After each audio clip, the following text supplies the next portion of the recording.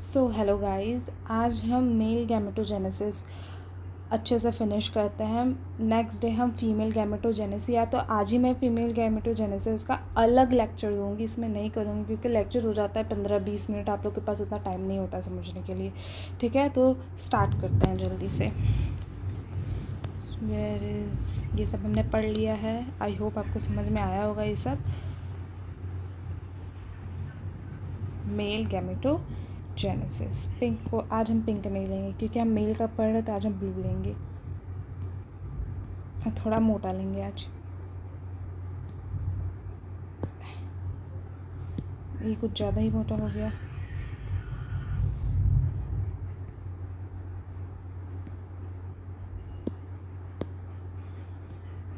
ठीक है, इतना ठीक है, ज़्यादा नहीं। ओके, तो गैमेटोजेनेसिस, जो हमारे गैमेट्स होते हैं उनकी जनरेशन कैसे होती है। क्या लिखा हुआ है? The primary sex organ, the testis in the males and the ovaries in the females produce gametes, sperms and ovums. बोल रहा है जो हमारी प्राइमरी सेक्स ऑर्गन्स होती हैं, टेस्टिस मेल में, ओवरीज फीमेल्स में, वो प्रोड्यूस करती हैं गैमेट्स, स्पर्म्स एंड ओवम्स। ठीक है, by the process called gametogenesis, इसे हम प्रोसेस गैमेटोजेनेसिस कहते हैं। In testes, the immature male germ cells spermatogonia, यहाँ पे immature male germ cells हैं जिसे हम spermatogonia कह रहे हैं। स्पर्मेटोगोनिया मतलब मेल जर्म सेल्स को हम स्पर्मेटोगोनिया कहते हैं, जो कि produce sperm bye spermatogenesis. Okay, that begins at the puberty. जब हम प्यूबर्टी में जाते हैं, मेल्स के केस में ये होता है कि जब वो प्यूबर्टी में एंटर करते हैं तब उनमें स्पर्मेटोजेनेसिस स्टार्ट होता है, जो कि फीमेल में नहीं होता। फीमेल का मैं आगे लेक्चर में बताऊंगी, लेकिन इसमें हम बस मेल की बात कर रहे हैं तो मेल पे फोकस करते हैं। मेल का स्पर्मेटोजेनेसिस आफ्टर प्यूबर्टी, जैसे ही प्यूबर्टी स्टार्ट होती है तब स्टार्ट होता है। ठीक है, अब क्या कह रहा है? The spermatogonia present on the inside wall of seminiferous tubule multiply by meiotic division and increase in the numbers। ठीक है, ये कह रहा है जो स्पर्मेटोगोनिया है जो कि प्रेजेंट होता है सेमिनिफेरस ट्यूब्यूल के अंदर। मैंने आपको एक स्ट्रक्चर बताया था ना, ये एक टेस्टिस होता है। टेस्टिस कैसे ऐसे ऐसे ऐसे ट्यूब्यूल्स होते हैं, फिर इसके अंदर ऐसे सेमिनिफेरस ट्यूब्यूल्स होते हैं, 2 to 30 कुछ समथिंग, 2 से 3। ओके, तो यहीं पे ये बात कर रहा है सेमिनिफेरस ट्यूब्यूल जो कि 2 से 3 होता है नंबर में, और मल्टीप्लाई करते हैं मियोटिक डिवीजन के थ्रू, ये मल्टीप्लाई करते हैं जिससे इनका नंबर भी ज़्यादा होता है। ओके, ईच इतना मतलब चीज़ें इतनी सारी दिमाग में चल रही है ना कि मैं क्या बताऊँ, फोकस नहीं कर पा रही मैं। Each spermatogonium is diploid and contains 46 chromosome. जो स्पर्मेटोगोनियम होता है वो डिप्लॉइड होता है और कंटेन करता है 46 chromosome. Okay, say some of the spermatogonia call primary spermatocyte. कुछ स्पर्मेटोगोनिया होते हैं पहले के, जो उन्हें हम प्राइमरी स्पर्मेटोसाइट कहते हैं, फिर ये आगे जाता है मियोसिस में जिसे हम सेकेंडरी स्पर्मेटोसाइट्स कहेंगे। ठीक है, a primary spermatocyte completes the first meiotic division, reduction division leading to perform of 2 equal. जो प्राइमरी स्पर्मेटोसाइट होता है वो पहली बार मियोटिक डिवीजन में जाता है, जिसे हम रिडक्शन डिवीजन भी कहते हैं, और फॉर्मेशन करता है 2 इक्वल हैप्लॉइड सेल्स का, जिसे हम सेकेंडरी स्पर्मेटोसाइट्स कहते हैं। ओके, फिर कह रहा है विच हैव ओनली 23 क्रोमोसोम। जाहिर सी बात है, बच्चों को 46 का हाफ करोगे तो 23 ही है होगा ना। तो कह रहा है कि क्योंकि मियोसिस रिडक्शन डिवीजन है तो आधे हो जाएंगे, तो यहाँ पे 23 क्रोमोसोम दिखा रहा है। The secondary spermatocyte undergo the second meiotic division produce 4 equal haploid spermatids. ठीक है, जो सेकेंडरी स्पर्मेटोसाइट्स होता है सेकेंड डिवीजन में जाता है, फिर 4 इक्वल हैप्लॉइड सेल्स बना, स्पर्मेटिड कहते हैं।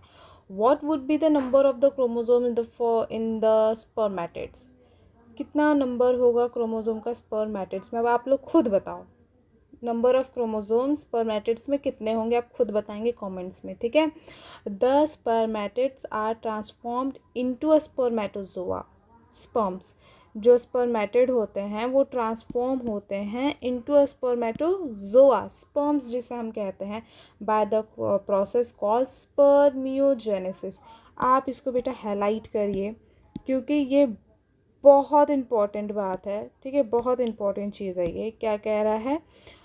स्पर्म बनने की जनरेशन को हम स्पर्मियोजेनेसिस कहते हैं, ठीक है। स्पर्म हेड, जस्ट सर्टोली से जब स्पर्म का हेड रिलीज होता है तो हम इसको स्पर्मिएशन कहते हैं, ठीक है। इसको आप हमेशा याद रखिएगा। Sertoli cells are finally release from the seminiferous tubules of the process called spermiation, ठीक है। यहाँ तक क्लियर हुआ आप लोगों को?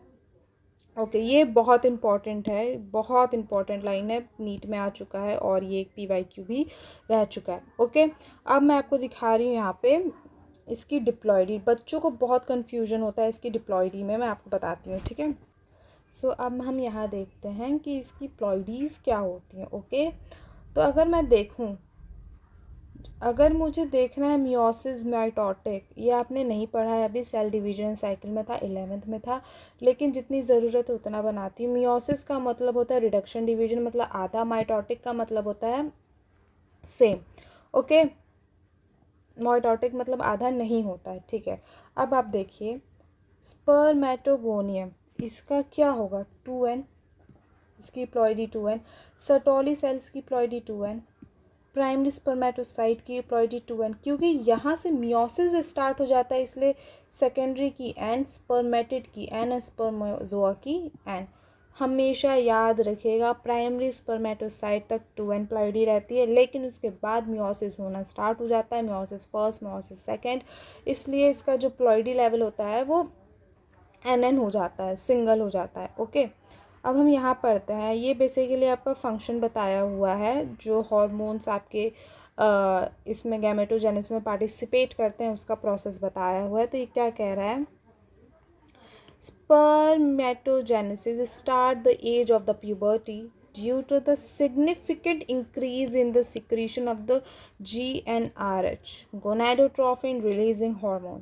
क्या कह रहा है कि जब हम प्यूबर्टी में जाते हैं तब GnRH का सिक्रीशन बहुत ज़्यादा बढ़ जाता है, जिससे हमारे अंदर गैमेटोजेनेसिस स्टार्ट हो जाती है, ठीक है।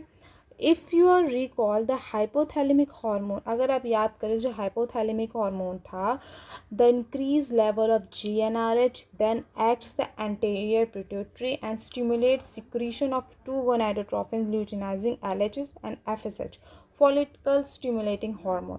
कह रहा है अगर आप याद करें हाइपोथैलेमिक हार्मोन जो कि GnRH के लेवल को इंक्रीज़ करता था, किस पे? एंटीरियर पिट्यूटरी पे एक्ट करके, ठीक है, जिससे 2 पे काम करता था, ये LH और FSH पे काम करता था। अब आप हमेशा यहाँ से ये याद रखेंगे जो LH होता है वो हमेशा लीडिंग सेल्स पे काम करेगा, LL, stimulating synthesis and secretion of androgens.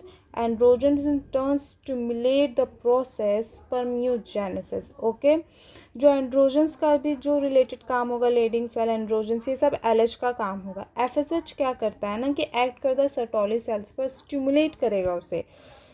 Stimulate किस लिए करेगा? ताकि secretion of some factors which help in the process of spermiogenesis, ताकि कुछ फैक्टर्स का सिक्रीशन हो जिससे हेल्प हो स्पर्मियोजेनेसिस में। ओके,